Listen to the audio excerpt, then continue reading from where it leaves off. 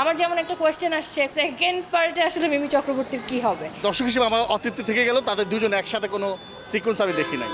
বলিউড বা ইন্ডিয়াও হয়তো আমাদের এক্সাম্পলটা আনবে যে বাংলাদেশেও এমন ছবি হয়, তো তুফান এমনই একটা ছবি। ছবিটা আপনি অনেক সায়েন্স নিয়ে দেখলে ভালো লাগবে না। আপনি যদি সিনেমা দেখার উদ্দেশ্যে বসেন তাহলে আসলে কোনো নকলই চোখে ধরা পড়বে না। সিনেমা যেটা আমরা বলি মানে উদযাপনের জন্য সিনেমা, তুফান আসলে সেই রকম একটা উদযাপনের মতো সিনেমা। ছবিটা আপনি অনেক সায়েন্স নিয়ে দেখলে ভালো লাগবে না, মানে অনেক যদি আপনি বলেন যে এটা কেন হলো ওইটা কেন হলো, এমন প্রশ্ন উত্তর হয়তো আপনি খুঁজে পাবেন না। কিন্তু যদি আপনি বলেন যে আপনি একটা এন্টারটেইন ছবি দেখতে বসছেন, সুন্দর, মানে খুব ভালো লাগবে, গান, অ্যাক্টিং।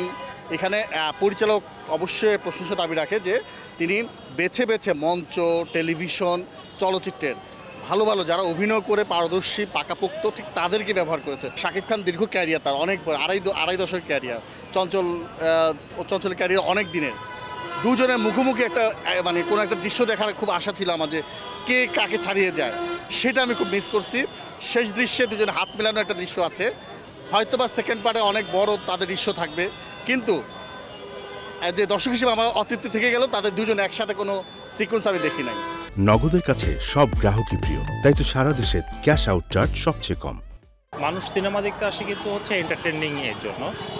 তুফান সিনেমাটা সেই জায়গা থেকে বলতে পারি যে ফুল অফ এন্টারটেনমেন্ট, মানে একটা এন্টারটেনমেন্টের প্যাকেজ বললে হবে।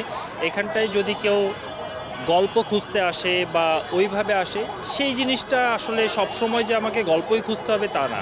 এই ধরনের বাংলা সিনেমা আসলে আমাদের ইন্ডাস্ট্রির জন্য এই মুহূর্তে খুবই দরকার। সিনেমা মানে তো একটা কথা আছে, এন্টারটেনমেন্ট অ্যান্ড এন্টারটেনমেন্ট সবটাই আছে তুফান সিনেমায়। অনেকেই বলছিল বা আমি সিনেমা দেখার আগে শুনছিলাম যে অনেক নকলের কথা বলছিল। আপনি যদি সিনেমা দেখার উদ্দেশ্যে বসেন তাহলে আসলে কোনো নকলই চোখে ধরা পড়বে না। আর সিনেমার লাস্ট পার্ট, ওটা আমি বলতেও চাই না, ওটা স্পয়লারও দিতে চাই না। ওটা যে সিনেমা দেখবে সে আবার চিন্তা করবে যে আমার তুফান 2 কবে আসবে।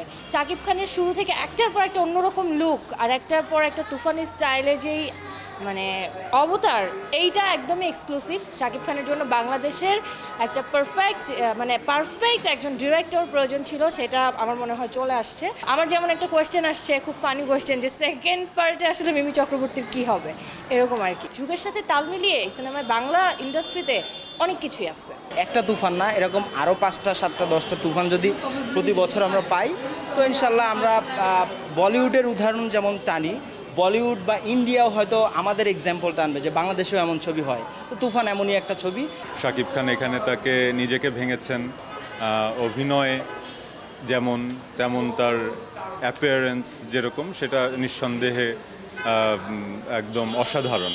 সিনেমা যেটা আমরা বলি মানে উদযাপনের জন্য সিনেমা, তুফান আসলে সেই রকম একটা উদযাপনের মতো সিনেমা। বাংলাদেশের প্রেক্ষাপটে আসলে এটি নতুন মাইল ফলক। নগদের কাছে সব গ্রাহকই প্রিয়, তাই তো সারা দেশে ক্যাশ আউট চার্জ সবচেয়ে কম।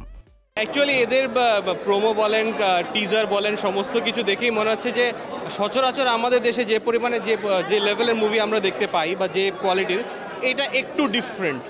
দ্যাটস ওয়াই ইন্টারেস্টটা সবারই থাকে, সেই ইন্টারেস্টের জায়গা থেকেও অনেক সময় চলে আসা। আমি একা নই, আমার সাথে অনেকেই আছে, হয়তো বা ক্যামেরার সামনে সবাই নেই আর কি। আমি বলবো যে তুফান মানুষের মনে যে জায়গাটা করে নিয়েছে, সেজন্যেই টিকিটে একটা শর্টেজ দেখা দিচ্ছে। মানুষ পছন্দ করছে, হলে আসছে, দেখছে, সেজন্যে আর কি সবাই হয়তো টিকিট পাচ্ছে না সময় মতো।